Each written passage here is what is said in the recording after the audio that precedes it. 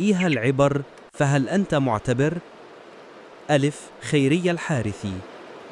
بسم الله الرحمن الرحيم. الحمد لله والصلاة والسلام على رسول الله. اللهم لا سهل إلا ما جعلته سهلا، وأنت تجعل الحزن إذا شئت سهلا. اللهم اجعل أعمالي خالصة لوجهك، ومتعني برؤية نور وجهك العظيم، واجعل قلبي يشهد لي عندك أنني ما أريد إلا ابتغاء وجهك، فأعني وثبتني يا حي يا قيوم. ستدفع الثمن عاجلا أو آجلا، لسعة علمه سبحانه وبحكمته كل منا سيدفع الثمن عاجلا أو آجلا، في التعامل في تقصيره مع خالقه العزيز الحكيم، أو في التعامل مع البشر. كل سيجني ثماره، إما أن تكون ناضجة يانعة حلوة عذبة طرية، وإما أن تكون جافة مرة. قم بطاعة ربك من صلاة وصيام وصدقة وحج، وحافظ على النوافل وقيام الليل وصلاة الضحى. ثابر في حفظ كتاب ربك، ستجد ذلك في بركة عمرك ومالك وأهلك في الدنيا، وفي الآخرة جنة بإذن الله عرضها السماوات والأرض. اطلب العلم وادع إلى سبيل ربك بالحكمة والموعظة الحسنة، وكن من أهل مجالس الذكر، تصلي عليك الملائكة حتى الحيتان في البحر. كن منفقا متصدقا باذلا مالك للفقراء والمساكين واليتامى، وفرج الكربات، يبارك الله مالك وينميه في الدنيا، وستظلك صدقتك يوم القيامة، وتفرج لك الكربات يوم الحشر والنشر.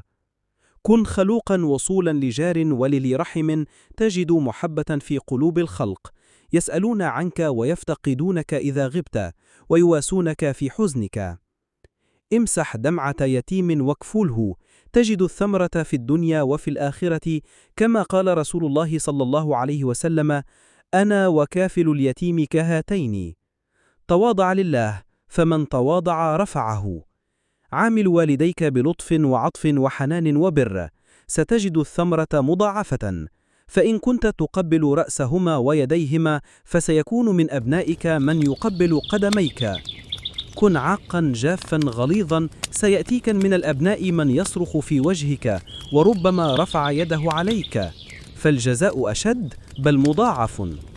فالذي عامل زوجته بقسوة وغلظة وأوامر ونواه وتحكم وجفاء، لم يكن يخطر بباله اضطراب الأحداث وانقلاب الأحوال من هرم أو مرض وحاجته إلى حنان هذه الزوجة، ولكن أن له، فتلك مكلومة موجوعة جف قلبها وذاب حنانها، من أين تعطيك؟ ستدفع الثمن وتعض كف الندم. وتلك الزوجة تكبرت وعاندت وطغت على زوج صالح خلوق، تجرع الصبر معها لحبه الشديد لأبنائه، وقضي على مشاعر المودة والولاء في قلبه، ينتظر نضوج أبنائه، فما إن كبروا حتى رمى بها واستبدلها بزوجة صالحة حنون، جبر الله كسره وكسر قلبها وغلظتها. كن سيء الخلق غليظ القلب، سينفض الكل من حولك، وتتسم حياتك بمشاعر عقيمة وهموم مقيمة، ولن تجد بجانبك إلا كراسي البيت وجدرانه.